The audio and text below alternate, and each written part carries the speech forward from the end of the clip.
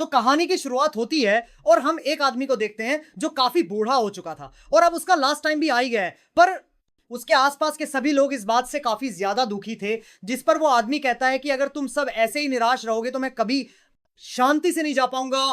फिर एक आदमी कहता है कि हमें अब भी आपकी काफी ज्यादा जरूरत है, इसीलिए आप इतनी जल्दी नहीं जा सकते, क्योंकि किंगडम के लोग अभी इतने काबिल नहीं हुए कि आपके बिना शासन चला सके। जिससे हमें पता चलता है कि उस आदमी का नाम एंगल्स है और वो ही काफी बड़ी किंगडम का किंग है और वो काफी ज्यादा नेक राजा है जिसने हमेशा दूसरों का भला ही चाहा है। तभी इंगल्स के सामने गॉड एल्सिया आती है, जिसे देखकर इंगल्स काफी खुश होता है और कहने लगता है कि उसने कोई बहुत अच्छे ही काम किए होंगे जो उसके मरने से पहले खुद गॉड उसके सामने आ गए। जिस पर अल्सिया इंगल्स से कहती है कि उसने अपनी जिंदगी में काफी अच्छे काम किए हैं और उसने हमेशा लोगों का भला ही किया है। जिस पर इंगल्स कहता है कि वो ये सब उनकी ब्लेसिंग्स के बिना कभी नहीं कर पाता। अलियालम अपने मन की इच्छा के बिना कोई भी इतने मौत से बुरे लोगों को नहीं मार पाता। इस वजह से अब दुनिया एंगल्स को हीरो किंग के नाम से जानती है और एंगल्स खुद गॉड का डिवाइन नाइट भी है। फिर एलिटिया बताती है कि उनकी यहां आने की वजह यह है कि वो इंगल्स को उसके इतने अच्छे कामों के लिए रिवॉर्ड देना चाहती है। फिर अल्सिया इंगल्स को पूछती है कि उसे क्या चाहिए, वो अपनी पूरी कोशिश करेगी कि इंगल्स को जो भी चाहिए वो उसे पूरा कर सके। जिस पर इंगल्स सोचने लगता है कि उसे क्या चाहिए। फिर इंगल्स बताता है कि उसकी यही इच्छा है कि वो एक बार फिर से रिबॉर्न होना चाहता है, क्योंकि नहीं ये पूरी जिंदगी किंगडम और उसके लोगों के लिए निकाल दी। हालांकि इंगल्स को इस बात का बिल्कुल भी अफसोस नहीं है, लेकिन फिर भी वो देखना चाहता है कि जो उसने अपने स्वॉर्ड के साथ इतनी ट्रेनिंग की थी उससे उसने किस लेवल की पर हासिल कर ली है। अब अलेसिया भी इंगल्स की इस इच्छा को पूरा कर देती है, जिसके बाद जब इंगल्स अपनी आंखें खोलता है वो देखता है कि वो एक नए परिवार में रिपोर्न हो चुका है और उसके फादर और मदर काफी प्यार के साथ उसे खिला भी रहे थे। इंगल्स को भी वो फैमिली काफी पसंद आती है और वो सोचने लगता है कि वो काफी कुछ कर सकता है इस लाइफ में। लेकिन तभी इंगल्स की मदर उसे कहती है कि एक दिन वो एक काफी अच्छी लेडी बन जाएगी। जैसे इंगल्स को पता चलता है कि वो एक लड़की के रूप में रिबॉर्न हो चुका है, ये जानकर इंगल्स काफी जोर से चिल्लाने लगता है। फिर इंगल्स की मदर उसे सुलाकर रूम से चली जाती है, लेकिन तभी इंगल्स उठती है और देखती है कि रिबन होने के बाद भी उसकी डिवाइन पावर उसके पास ही है और वो उसे फील भी कर सकती है। फिर इंगल्स मैजिक से हवा में भी उड़ने लगती है, लेकिन तभी कोई बाहर चिल्लाता है और सभी को बताता है कि एक बीस्ट आ चुका है जिसकी वजह से उन्हें किसी सेफ जगह जाना होगा। तभी इंगल्स की मदर रूम में आती है और इंगल्स को ले जाने लगती है और बताती है कि उस बीस्ट की वजह से उन्हें जल्दी किसी सेफ जगह पर जाना होगा, लेकिन उन्हें डरने की जरूरत नहीं है क्योंकि जल्दी इंगल्स के फादर और बाकी लोग बेस्ट को पका देंगे। फिर इंगल्स की मदर उसे लेकर कैसल में आ जाते हैं। फिर इंगल्स और उसकी मदर को एक लेडी एक रूम में ले जाती है और फिर वो तीनों, एक लड़की राफेल और एक छोटी बच्ची राफिनिया से मिलते हैं। तब एंगल्स काफी दूर से बीस्ट को देखने लगती है जिसने पूरे टाउन में तहलका मचा रखा था। उसे देखकर इंगल्स सोचने लगती है कि ये जगह पहले के मुकाबले काफी ज्यादा ही खतरनाक बन चुकी है। फिर इंगल्स बीस्ट के पास जाने के लिए रोने लगती है, पर सभी को पता चलता है कि इंगल्स ने पहली बार बीस्ट दिखा है, इसलिए वो काफी डर गई है। तभी हमें पता चलता है कि इंगल्स का इस जिंदगी में क्रिस नाम है, तो अब से हम भी इंगल्स को क्रिस ही बुलाएंगे। तभी क्रिस की मदर कहने लगती है कि काश किसी दिन उन्हें इन सब मनस्टर से छुटकारा मिल जाए। जिस पर राफेल कहता है कि वो सिर्फ बीस्ट को देखने के सिवा कुछ नहीं कर सकता। फिर फफल बताता है कि उसे काफी टाइम पहले अपना ऋण भी मिल चुका है, पर फिर भी वो एक बेस्ट को भी हरा नहीं सकता। फिर हमें पता चलता है कि रर से लोगों को पार मिलती है और सभी लोगों को अलग तरह की पाज मिलती है। तभी राफेल की मदर कहती है कि उसे चिंता करने की कोई जरूरत नहीं है, क्योंकि उसका ऋण काफी ज्यादा स्पेशल है और वो एक दिन जरूर काफी सारे लोगों को बचाएगा। अब राफेल की मदर उससे कहती है कि वो एक स्पेशल बच्चा है, तो उसे ऐसी फाइट्स भी अभी से नहीं जाना चाहिए और रुकना चाहिए, चाहे इसके लिए उसे सभी लोगों को छोड़ना पड़े। लेकिन तभी उनके ऊपर वही बीस्ट अटैक कर देता है, जिससे राफेल की मदर को काफी चोट लगती है और वो पीछे भी गिर जाती है। राफेल बीस्ट के सामने खड़ा हो जाता है, पर वो काफी डर रहा था। तब एक ट्रिस की वक्त दोनों बच्चों को उसे पकड़कर बीस्ट से फाइट करने के लिए सोर निकाल लेती है।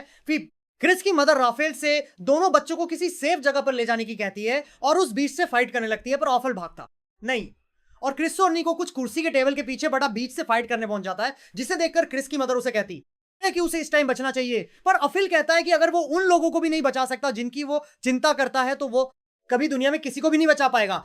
यह सुनकर क्रिस काफी इंप्रेस होती है और कहती है कि कोई भी कभी भी किसी दूसरे की बात सुनकर हीरो नहीं बन सकता, उसे हमेशा खुद की ही बात माननी चाहिए। लेकिन फिर भी वो दोनों मिलकर भी उस बेस्ट के लिए काफी नहीं थे और कुछ ही देर में बेस्ट उन दोनों को हरा देता है, जिससे वो दोनों ही बेहोश हो जाते हैं। फिर बेस्ट उन्हें मारने जाने का लगता है, लेकिन तभी क्रिस सामने आती है और कहती है कि राफेल ने काफी अच्छा काम किया, लेकिन वो ऐसी किसी जगह पर नहीं मर सकता। फिर क्रिस बताती है कि जिंदगी उसने अपना खुद जीने के लिए चुनी है, इसलिए उसे कोई भी हीरो वाले काम करने की जरूरत नहीं। पर इसका मतलब ये भी नहीं कि वो ऐसे लोगों को अपने सामने मरने दे। तभी क्रिस एक काफी स्ट्रांग अटैक करती है, जिससे वो बीस्ट गायब ही हो आता है। तभी रफ उठ जाता है और कहता है कि उसने कैसे किया, पर रफेल को उठा देखकर क्रिस काफी हैरान हो जाती है। पर तभी रफेल वापस बेहोश हो जाता है। तभी क्रिस को नींद आने लगती है, क्योंकि एक छोटी बच्ची में इतना स्टेमिना नहीं होता कि वो एक बैटल लड़ सके। जिसके बाद हम देखते हैं कि क्रिस 5 साल की हो चुकी है और वो काफी ज्यादा क्यूट भी दिख रही है। तभी रैनी और उसकी मदर उनसे मिलने आती है। फिर क्रिस रैनी के साथ ट्रेनिंग करने लगती है। हालांकि रैनी इतने अच्छे से एस्ट भी नहीं चला पा रही थी। फिर हम रफल को देखते हैं जो अब 13 साल का हो चुका है और अब वो काफी ज्यादा अच्छा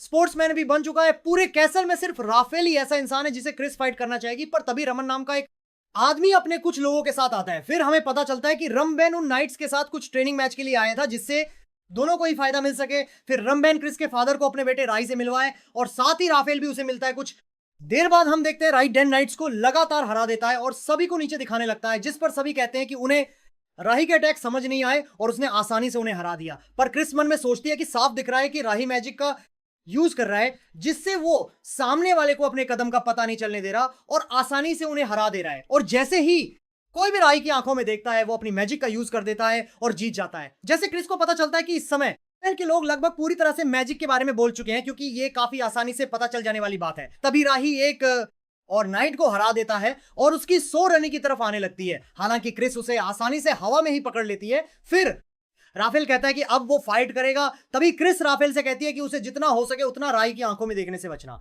होगा, जिस पर रफल पूछता है कि वो ऐसा क्यों कह रही है। क्रिस बताती है कि उसने नोटिस किया है कि जैसे ही कोई भी राही की आंखों में देखता है उनके कदम हिलने लगते हैं। फिर राफेल फाइट के लिए पहुंच जाता है और क्रिस की बात मानते हुए राही की आंखों के बजाय उसके पैरों की तरफ देखता है। इससे राही अपने मैजिक का यूज नहीं कर पाता और अफिल उस पर काफी भारी पड़ने लगता है। पर जल्दी ही सामने एक दीवार आ जाती है और अफल उसे देख नहीं पाता है और उससे टकरा जाता है। इस मौके का फायदा उठाकर राय राफेल को पीछे मारता है जिससे राही की जीत होती है। अब ये देखकर रनी रोने लगती है और तभी क्रिस रफल की हार का बदला लेने जाने लगती है। फिर क्रिस राही को फाइट के लिए चैलेंज करता है पर राही किसी छोटी बच्ची से फाइट करने से मना कर देता है। फिर क्रिस कहती है कि अगर वो उससे फाइट नहीं करेगा तो वो सबको बता देगी जो भी राही अब तक कर रहा है। ये सुनकर राही थोड़ा डर जाता है और कहने लगता है कि इससे उसका क्या मतलब है, जिस पर क्रिस कहती है कि वो उसकी सारी बातों का मतलब जानता है जिसकी वजह से राही फाइट के लिए हाँ कर ही देता है। फिर उन दोनों की फाइट शुरू होती है और क्रिस सोचती है कि वो आसानी से राही का मैजिक खत्म करके उसे जीत सकती है, पर इसमें बिल्कुल मजा नहीं आएगा। इसीलिए क्रिस अपनी स्वॉर्ड स्कल के साथ फाइट करने का तय करती है और अपनी आंखें बंद कर लेती है जिससे राई का मैजिक उस पर काम ना करे। फिर राई क्रिस पर अटैक करता है लेकिन क्रिस उसके सभी अटैक काफी आसानी से रोक लेती है, जो देखकर सभी लोग काफी हैरान हो जाते हैं। और क्रिस के फादर सोचते हैं कि उनकी फैमिली में एक इतनी अच्छी फाइटर है और उन्हें पता भी नहीं था। कुछ ही देर में क्रिस राही को हो आकर मैच खत्म कर देती है। ये देखकर सभी काफी खुश होते हैं और क्रिस की तारीफ करने लगते हैं। जिसके बाद अब क्रिस और रनी 6 साल के हो चुके थे तो रिचुअल के हिसाब से वो दोनों टेंपल में जाते हैं अपना अपना ऋण लेने। फिर हमें बताया जाता है कि ऋण के हिसाब से ये पता चलता है कि वो इंसान कितना स्ट्रांग है और जितना ज्यादा स्ट्रांग ऋण होगा वो इंसान उतना ही जल्दी ज्यादा एक बड़ा नाइट बन सकता है। फिर सबसे पहले रहनी जाती है और उसे ये काफी अच्छा ऋण मिलता है। फिर बारी आती है क्रिस की और वो सोचने लगती है कि आज के लोग मैजिक के बारे में ज्यादातर बोल ही चुके हैं, इसीलिए वो सभी ऋण का इस्तेमाल करते हैं जब मैजिक उनके अंदर है उसका यूज करने के लिए। पर वही क्रिस काफी ज्यादा स्ट्रांग है और वो एक डिवाइन नाइट है जिसकी वजह से हम देखते हैं कि क्रिस को कोई ऋण ही नहीं मिलता। ये देखकर सभी काफी हैरान हो जाते हैं क्योंकि क्रिस के फादर को लग रहा था कि क्रिस एक काफी अच्छी नाइट बन सकती है पर बिना ऋण के कोई भी नाइट नहीं बन सकता। अब वो सभी निराश हो जाते हैं और क्रिस अपने फादर से कहती है कि वो बिना नाइट बने भी काफी काम कर सकती है और सभी नाइट्स के शील बन सकती है। हालांकि क्रिस अंदर ही अंदर काफी ज्यादा खुश थी क्योंकि अब उसे नाइट बनने की भी जरूरत नहीं थी, तो अब उसको अपनी रैंक बढ़ने की चिंता नहीं करनी पड़ेगी। फिर हम कुछ साल बाद का सीन देखते हैं जहां हम एक प्रिज्म को देखते हैं और हमें बताया जाता है कि एक प्रिज्म इतना ज्यादा खतरनाक होता है कि वो अपनी पावर से एक पूरी कंट्री को भी खत्म कर सकता है और इसे रेनी किंग कहा जाता है। फिर हम रेनी और क्रिस को देखते हैं जो 12 साल की हो चुके होते हैं। तभी क्रिस रेनी से कहती है कि अब जाकर उन्हें एक पावरफुल बीस्ट से फाइट करने का मौका मिला है क्योंकि आज तक उन्होंने जितने भी बीस्ट से फाइट की है वो सभी काफी ज्यादा ही वीक थे। जिस पर नी कहती है कि क्रिस सही में काफी ज्यादा स्ट्रांग है जबकि उसके पास तो कोई रूल भी नहीं है। तभी हम कुछ आइलैंड को देखते हैं और हमें बताया जाता है कि लोग आइलैंड की मदद से अपने जानवरों और खाने को बीस्ट से बचाते हैं। तभी क्रिस सोचने थी है कि उसकी किंगडम में ऐसा कुछ नहीं होता था, पर साथ ही क्रिस सोचने लगती है कि जिस किंगडम की वो किंग थी उस किंगडम के बारे में उसे अभी तक कुछ पता नहीं चला, जबकि क्रिस ने काफी सारे बुक्स में भी तलाश की पर उसे कुछ पता नहीं चला। कुछ देर बाद हम देखते हैं कि क्रिस पार्टी के लिए तैयार हो रही होती है और एनी क्रिस को देखकर उसकी काफी तारीफ करती है। फिर वो पार्टी में आ जाते हैं और वहां क्रिस अपने फादर से भी मिलती है पर तभी वहां राही आ जाता है और उन्हें बताता है कि अब वो एक हाईलैंडर बन चुका है। जिस पर क्रिस पूछती है कि वो हाईलैंडर कैसे बन सकता है जबकि उसके पास तो कुछ खासियत भी नहीं है। जिस पर आई बताता है कि उसने काफी सारा पैसा खर्च किया है और काफी सारे लोगों को अपने बिजनेस तक दे दिया, जिससे वो एक आइलैंडर बन गया और साथ ही उसे एक ऊंची पोस्ट भी मिल गई है। फिर आई उनसे कहने लगता है कि अब उन्हें उससे काफी इज्जत से बात करनी चाहिए। ये सुनकर क्रिस को काफी गुस्सा आता है, पर तभी लियोन आ जाता है और क्रिस को वहां से ले जाता है। फिर लियोन क्रिस को बताता है कि सभी हाईलैंडर्स को लगता है कि वो उन लोगों से ऊपर है, क्योंकि उन्हें लगता है कि अगर वो उन्हें खाना या बाकी चीजें नहीं देंगे तो वो लोग जिंदा भी नहीं रह पाएंगे। इसीलिए लियोन उससे कहता है कि अगर वो हाईलैंड में से किसी से मिले तो उन्हें सिर्फ उनकी ही हाँ में हाँ मिलाकर आगे बढ़ जाना चाहिए। फिर लियोन उन्हें एक लड़की एरस के पास ले आता है। फिर लियोन एरस से पूछता है कि वो ऐसे यहां अकेले क्यों बैठी है, जबकि वो पार्टी में जाकर काफी मजे कर सकती है। पर एरिस उसे बताती है कि वो अंदर नहीं जाना चाहती, इसीलिए बाहर बैठी है। पर फिर भी लियोन नहीं मानता और एरिस को क्रिस और एनी के बारे में बताने लगता है। पर तभी एरिस खड़ी होती है और लियोन की गाल पर काफी तेज छाटा मार देती है। ये देखकर दोनों लड़कियां काफी हैरान हो जाती हैं। हालांकि जाते हुए एरिस लियोन को सॉरी बोलती है, फिर नहीं लियोन से पूछती है कि क्या उन्होंने यहां आकर कोई गलती कर दी। लेकिन तभी वो काफी तेज चिल्लाने की आवाज सुनते हैं। तभी सब अंदर जाते हैं और देखते हैं कि आदमी जलकर मर चुका है। फिर हमें पता चलता है कि उस आदमी को राही ने मारा था। पहिए का नाइट कह रही होती है कि यह सब उसकी गलती थी, जिसकी वजह से उसके दोस्त को राही ने सजा दे दी। फिर राही उन सभी से कहता है कि वह सभी को ये बता सकते हैं कि वो आदमी काफी ज्यादा ही बीमार था और इस वजह से मर गया। राही बताता है कि वो एक आइलैंडर है, तो अगर वो उसका नाम लेंगे तो सभी जरूर मान जाएंगे। तभी क्रस राही से कहती है कि वो बिल्कुल पागल हो चुका है, जिस पर राही कहता है कि उसने उसे एक बार हरा दिया था, तो उसे इस बात पर ज्यादा खुश होने की जरूरत नहीं है। फिर क्रिस कहती है कि राही ये सब इसलिए ही कर रहा है क्योंकि वो उसे फाइट में हार चुका है। फिर क्रिस कहती है कि वो उसके मेंशन में जरूर आएगी, पर इसके बदले में राही से प्रॉमिस करवाती है कि राही रनी और उस सोल्जर्स को खुश नहीं करेगा। यह सुनकर राही काफी खुश हो जाता है और उसे आने की कहता है। जिसके बाद हम देखते हैं कि क्रस राही के मेंशन में जारी होती है, पर तभी एरिस उसके सामने आ जाती है और कहने लगती है कि लियोन ने उसे सब बता दिया है और अब क्रिस को राही के मेंशन में जाने की जरूरत नहीं। पर क्रिस मना करती है और बताती है कि वह देखना चाहती है कि राही उसके साथ करना क्या चाहता है। पर फिर एरिस क्रिस से कहती है कि अगर वो उसकी बात नहीं मानेगी तो उससे फाइट करनी होगी। एरिस को लगता है कि क्रिस उससे डरकर भाग जाएगी, लेकिन क्रिस काफी खुश हो जाती है और फाइट शुरू करने की कहने लगती है, क्योंकि इसे क्रिस अपनी स्वॉर्ड स्किल को टेस्ट कर सकती थी। फिर एरिस एक छोटा अटैक करके क्रिस को डराकर भगाने की सोचती है, पर क्रिस उसे अटैक से बचती है और एरिस के ऊपर भी अटैक कर देती है। फिर वो दोनों फाइट करने लगते हैं और एरिस सोच रही होती है कि क्रिस इतनी भी कमजोर नहीं, इतनी उसने सोचा था। एरिस क्रिस को उसके रियल पावर दिखाने को कहती है और तभी क्रिस को यल कर देती है। यह देखकर क्रिस और ज्यादा एक्साइटेड हो जाती है और कहती है कि उसे काफी ज्यादा मजा आ रहा है। पर तब लियोन वहां आ जाता है और एरस पर अटैक कर देता है। यह देखकर एरस लियोन को बाहर बुलाती है और उससे पूछती है कि क्या उसका दिमाग तो खराब नहीं हो गया है जो वो ऐसे उसके ऊपर अटैक कर रहा है। पर लियोन एरस का जवाब भी नहीं देता और शांत खड़ा रहता है। लियोन के अटैक से एरस काफी घायल हो गई थी और वो लियोन से पूछती है कि क्या वो अब आइलैंडर के लिए उन्हें धोखा दे रहा है, जिस पर लियोन कहता है कि कुछ ऐसा ही। फिर क्रस सोचने लगती है कि क्या वो उन्हें इसीलिए धोखा दे रहा है जिससे वो राही को बचा सके। तभी लियोन बताता है कि वो एक नाइट है, इसीलिए वो अपनी जान भी दे देगा कैपिटल और उसके लोगों के लिए। पर लियोन बताता है कि आज उसने देखा कि एक हाईलैंडर क्या कर सकता है और वो लोग नीचे रह रहे लोगों को कुछ भी नहीं मानते। फिर लियोन बताता है कि इसीलिए वो हाईलैंड पर जाएगा और उनकी टेक्नोलॉजी चुराकर नीचे के लोगों में बांट देगा, जिससे वो आइलैंडर उनके ऊपर और ज्यादा राज ना कर सके। साथ ही इससे नीचे के लोग अपने आप को बीस्ट से भी बचा पाएंगे और उन्हें हाईलैंडर की जरूरत भी नहीं पड़ेगी। फिर लियोन उन दोनों से पूछता है कि क्या वो भी उसकी साइड आना चाहेंगे, जिससे वो मिलकर आइलैंडर्स को रोक पाएंगे। पर दोनों ही लियोन का साथ देने से मना कर देती है, जिस पर लियोन कहता है कि शायद उसे ये काम अकेले ही करना होगा। फिर लियोन उनसे फाइट करने के लिए तैयार हो जाता है। एरिस क्रिस को बताती है कि लियोन के पास एक हाई लेवल का आर्टिफैक्ट है, तो उन्हें उसे संभल कर रहना होगा उसकी मदद से।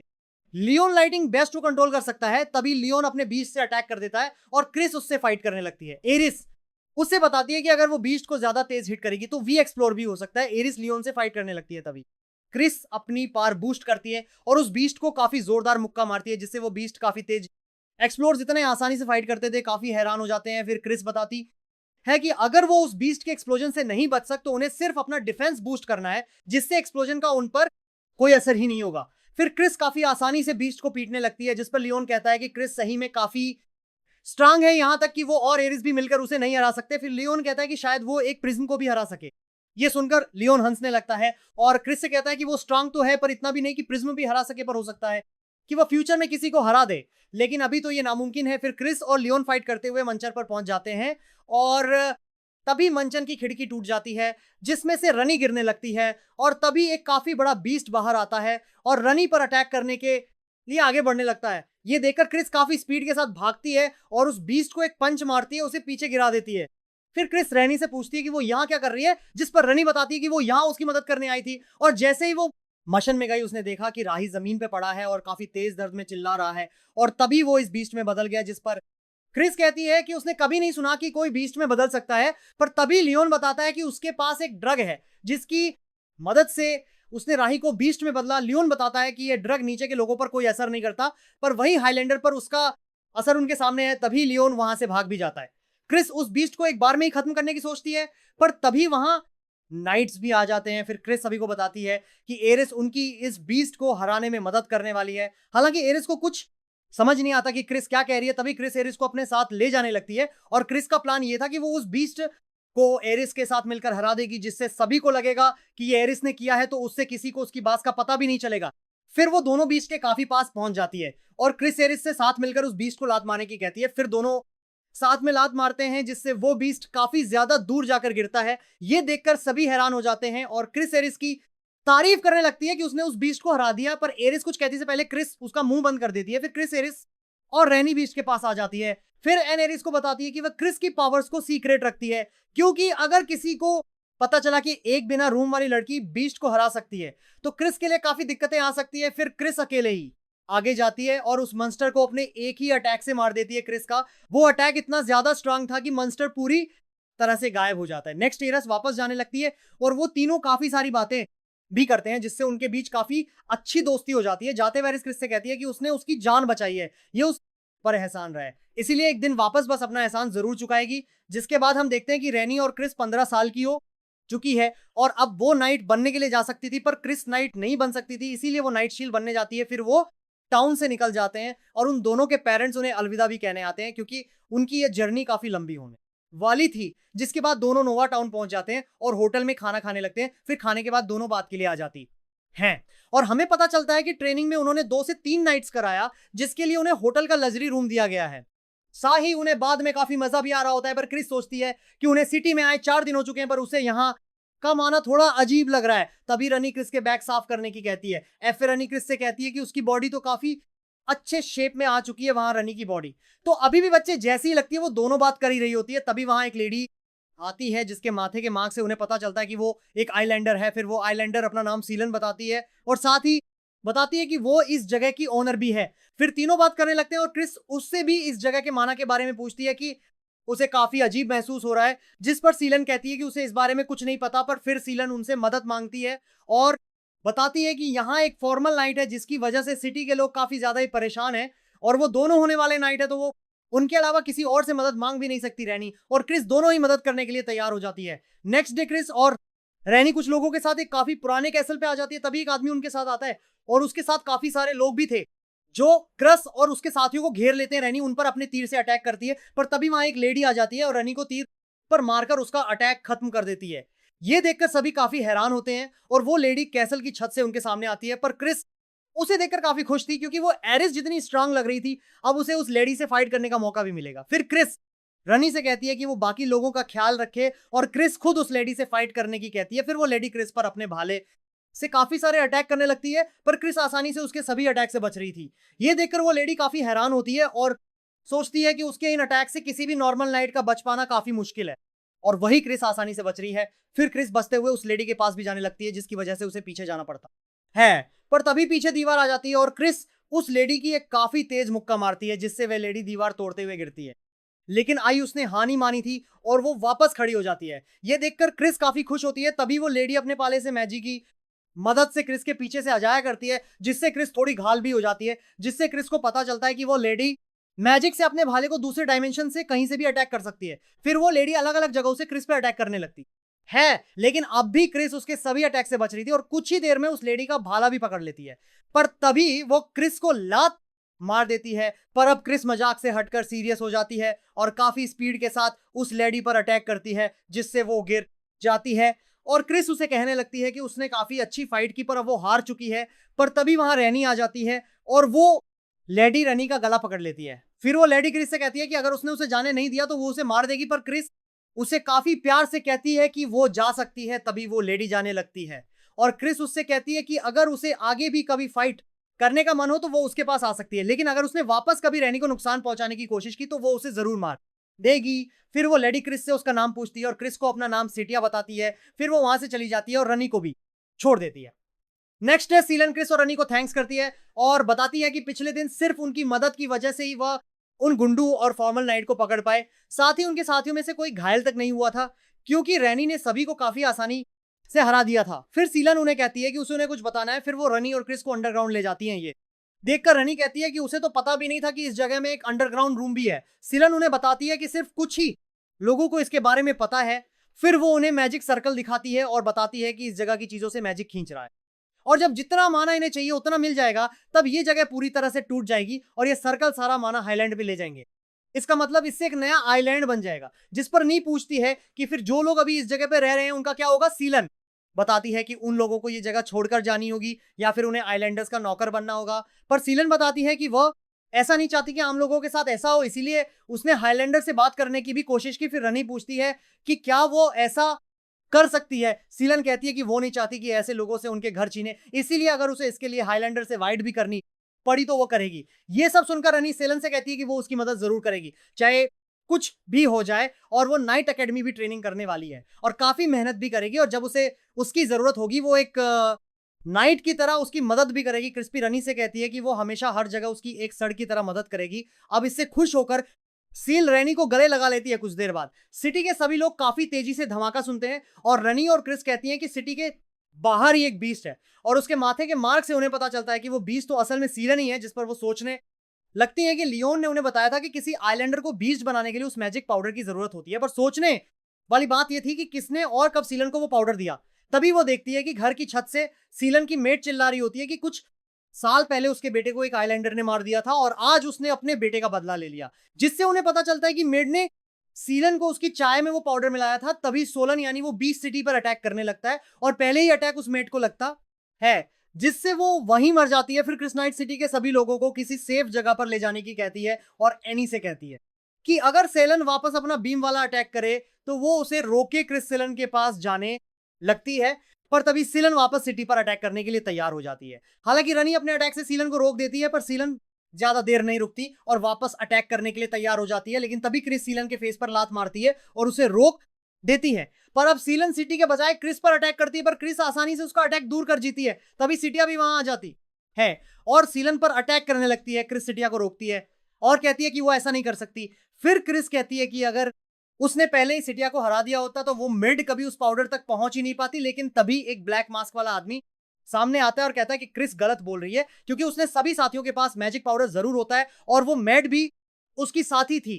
पर उस मेड ने टाइम से पहले पाउडर का यूज कर दिया, जबकि वो चाहता था कि पाउडर का यूज जब वो तब हाईलैंड बन जाए जिससे वो काफी सारे हाईलैंडर्स को एक साथ मार सके। पर क्रिस उस आदमी से पूछता है कि उसका नाम क्या है, जिस पर वो बताता है कि उसका कोई नाम ही नहीं है और वह ब्लड प्राइड ग्रुप का लीडर है। तभी सिटिया सिलन को मारने के लिए जाने लगती है। फिर क्रिस उसे रोकने जाती है और सिटिया को एक पंच मारती है, पर तभी ब्लैक मास्क बीच में आ जाता है और क्रिस का पंच रोक लेता है। ये देखकर क्रिस भी हैरान हो जाता है, क्योंकि उसने कभी नहीं सोचा था कि कोई कभी उसका पंच सामने से रोक पाएगा। फिर क्रिस वापस ब्लैक मास्क पर अटैक करने लगती है, पर वो उसके सभी अटैक रोक रहा था। क्रिस को उससे फाइट करने में काफी मजा तो आ रहा था, पर वो कहती है कि ये सही टाइम नहीं है, क्योंकि सीलन लगातार सिटी की तरफ बढ़ रही है। सिटिया वापस सीलन को मारने की सोचती है, पर इस बार नहीं उसे रोक देती है। पर तभी वो बच्चियां सामने आ जाती है जिन्हें सीलन बचपन से पाल रही थी, पर सीलन उनके ऊपर ही अटैक करने वाली होती है। लेकिन वो बच्चियां सीलन को रुकने की कहने लगती है। हम देखते हैं सीलन को उनकी बात सुनाई भी देती है और वो उन बच्चों की जगह अपने ऊपर ही अटैक करने वाली होती है, पर तभी क्रिस उसे रोक देती है। फिर क्रिस ब्लैक मास्क को बताती है कि सिलानाई अंदर कहीं जिंदा है। फिर क्रिस ब्लैक मास्क से कहती है कि वो कुछ करना चाहती है और अगर वो उसमें फैल गई हो तो वो जो चाहे वो सीलन के साथ कर सकता है, जिसके लिए ब्लैक मास्क भी बांध जाता है और कहता है कि अगर क्रिस ने सब सही कर दिया तो वो इस सिटी से चला जाएगा। फिर ब्लैक मास्क सिटिया से सीलन को क्रिस के लिए डिस्ट्रक्ट करने की कहता है और सिसिया अपने अटैक से डिस्ट्रक्ट करने लगती है। फिर क्रिस आइस मैजिक का यूज करके सीलन को जमा देती है, जिससे वो जिंदा भी रहती है और अटैक करना भी बंद कर देती है। लेकिन अब उनके लिए एक दिक्कत ये थी कि वो इतने बड़े बीस्ट को कहीं और कैसे लेकर जाएंगे, जिसके लिए ब्लैक मास्क आता है और कहता है कि वो उनकी मदद कर सकता है। तभी ब्लैक मास्क अपने मैजिक का यूज करके सीलन को काफी छोटा बना देता है। ब्लैक मास्क का मैजिक देखकर क्रिस समझ जाती है कि वो भी उसकी तरह एक डिवाइन नाइट है। फिर ब्लैक मास्क जाने लगता है और बताता है कि उसके दुश्मन सिर्फ आइलैंडर्स हैं और कोई नहीं। नेक्स्ट डे रनी और क्रिस उस टाउन से नाइट एकेडमी के लिए निकल जाती हैं और हम देखते हैं कि भर पिघलने के बाद सेलन काफी क्यूट हो चुकी थी, जिसे देखकर नी उसका नाम लिन रखती है क्योंकि ये उस पर काफी सूट भी कर रहा था। और हम देखते हैं कि रैनी और क्रिस दोनों ही चोच में पहुंच चुके होते हैं और वो देखते हैं कि वहां एक प्रिजनर को सील करके रखा गया था क्योंकि काफी सारे लोगों ने उसे काफी मुश्किलों के बाद हराया था, पर वो इतना बड़ा है कि कोई उसे कहीं ले जा ही नहीं पाया, जिसकी वजह से उन्हें उसे वही सील करना पड़ा और सुरक्षा के लिए वहां एक चर्च बना दी। साथ ही वहां की सिक्योरिटी भी काफी अच्छी है। उसे देखकर क्रिस काफी खुश दिख रही थी क्योंकि उसे भी एक दिन पिस्म को जरूर हराना था। फिर क्रिस कहती है कि जैसे उन्होंने लिन को छोटा कर दिया और अपने साथ ले गए, वैसे ही वो पिस्म को भी छोटा करके अपने साथ ले जा सकते हैं। ये सुनकर नी क्रस को चुप रहने की कहती है क्योंकि उसकी इन अजीब बातों की वजह से वो दोनों अरेस्ट भी हो सकते हैं। सो like and comment me and tell how was the anime and then comment for next part.